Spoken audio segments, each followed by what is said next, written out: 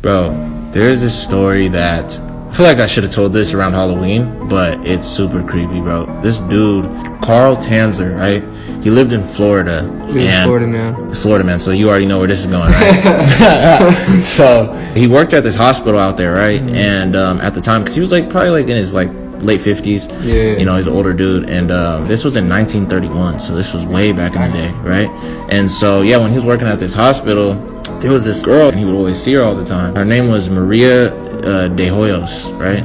She had terminal cancer. She was a patient? She was a patient in the hospital, and she was 22 years old at the time, bro. Damn. So he would always go over there, every time he would work, whenever he was on his shift, he would go and he would bring her gifts and chocolate, and all this stuff all the time, to shower her all the gifts. And so eventually, I don't know if because she was dying or something, I don't know. But she kind of, gained a little bit of a liking to him. You know what I mean? He's a nice guy. And so they kind of build this relationship while she's dying. And then so let's say a few times passed and she eventually died.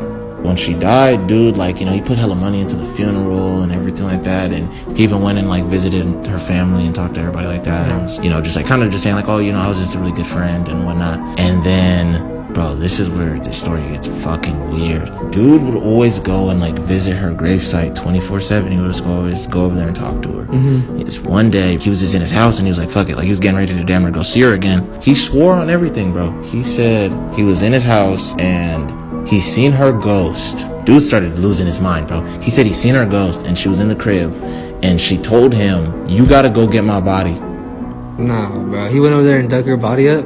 Bro. He goes to the gravesite, gets her body, bro, goes out there and wait, but don't they put cement, cement? I mean, bro, it's the 1930s. Oh, yeah, 1930s, bro, fuck. Yeah, he takes her home, bro. He takes her home in a wagon. And when he takes her home, he just is keeping her body there. And then the longer he keeps her body, bro, he just keeps repairing the shit that's molding or whatever. And he's putting wax over it. And then eventually he just fills her up with wax and all this stuffing and shit, stuffing cotton and all this other stuff. Basically makes her into a human doll, bro. That's fucking and she's crazy. Almost like a shrine in his crib. The old girl's sister, 1940, woke up and was like, you know what, I want to just go check on my sister again or some shit. So I don't know. No one went to her sister's grave for 10 years. I think he probably put the dirt back on. Okay. You know what I mean? So he probably covered it back up. Yeah, you're right. So they wouldn't really, because no one's gonna check, because bro, it's 6 feet deep. Yeah. You know what I mean? Damn, that's crazy. So then she goes to check the grave just to go see her sister, and she notices this shit's weird. It looks different, yeah. It looks weird. So basically what you're saying, and then she ends up calling the cops. They end up finding in 1940